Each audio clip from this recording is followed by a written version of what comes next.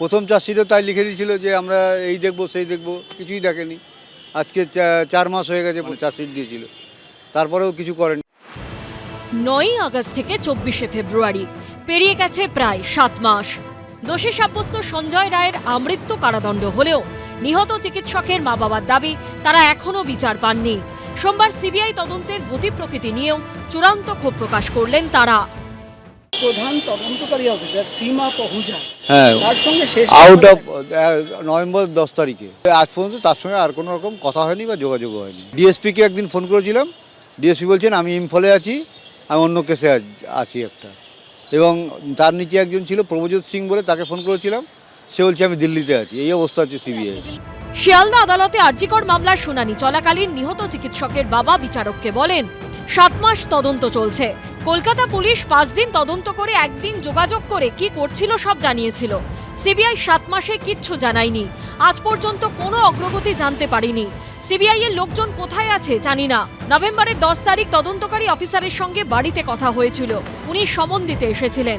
এই 7 মাসে বলতে পারবো না যে রিপোর্ট দিয়ে কিছু জানিয়েছে। ট্রায়ালের সময়ও ঢুকতে দেওয়া হয়নি। এই কথা শুনে বিচারক নিহতের বাবাকে বলেন, আপনি নিজেকে ব্রাত্য ভাববেন না, একজনের তো সাজা হয়েছে, প্রত্যেক দিনের আপডেট জানানো সম্ভব নয়, ধৈর্য ধরুন।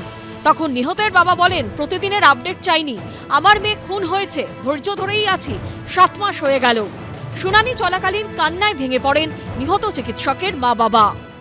জানতে পারেন সিবিআই তো বলছে যে সবকিছু জানানো হচ্ছে, আজকে তারা পিটিশন। ওটা তো প্রথম থেকে সুপ্রিম কোর্টে এই কথা বলেছে। সুপ্রিম কোর্টে একদিন দাঁড়ানোর সুযোগ পেলে আমরা সুপ্রিম কোর্টেও এই জিনিসটা বলবো যে কোর্টের সামনে দাঁড়িয়ে এত মিথ্যা কথা বলা, সত্য কথা বলতে গেলে প্রমাণ দিতে হয়, মিথ্যা কথা বলতে গেলে কোনো প্রমাণ দিতে হয় না, এটাই তার প্রমাণ। যদিও সিবিআই এদিন আদালতে পাল্টা দাবি করে নিহতের পরিবারের অভিযোগ সত্য নয়। আমরা বিভিন্ন সময় আপডেট করেছি, গোটা বিচার প্রক্রিয়ায় তারা ছিলেন, তাদের আইনজীবী সুপ্রিম কোর্টে ছিলেন। সিবিআই 7টা স্ট্যাটাস রিপোর্ট সুপ্রিম কোর্টে জমা দিয়েছে, সেটাও জানানো হয়েছে। সিবিআই এর ভূমিকা নিয়ে নিহত চিকিৎসকের পরিবারের দাবি নিয়ে শুরু হয়েছে রাজনৈতিক তরজা।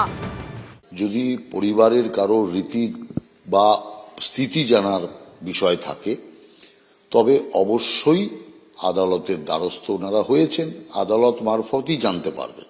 তার কারণ তদন্ত কোন গতিতে চলছে, কোথায় চলছে, কিভাবে চলছে, এর যদি গতি প্রকৃতি সব প্রকাশই করে দেওয়া হয় তো স্বাভাবিকভাবে সেটা তদন্তের ক্ষেত্রে বিঘ্ন সৃষ্টি করে। আপনারা তখন বললেন সিবিআই চাই, এবার সিবিআই পেয়েছেন, এবার আপনারা বলছেন কলকাতা পুলিশ তবু একদিন জানিয়েছে, সিবিআই এতদিন জানায়নি। এখন আপনাদের সিবিআই পছন্দ হচ্ছে না। আপনারা প্রথম থেকে যদি রাজ্য সরকার, মুখ্যমন্ত্রী কলকাতা পুলিশের উপর ভরসা রাখতেন তাহলে এতদিন অন্য সবকটি জায়গার মতো আপনাদের কন্যার এই ধর্ষক এবং খুনির ফাঁসির সাজাও কিন্তু কোর্টে এর মধ্যে ফাঁসির সাজা ঘোষণা হয়ে যেত। সুবিচার পাওয়ার জন্য সন্তানহারা মা বাবাকে আরো কতদিন অপেক্ষা করতে হবে, আর কত চোখের জল ফেলতে হবে, সেটাই প্রশ্ন। প্রকাশ সিনহা, আশাবুল হোসেন ও দীপক ঘোষের রিপোর্ট, এবিপি আনন্দ।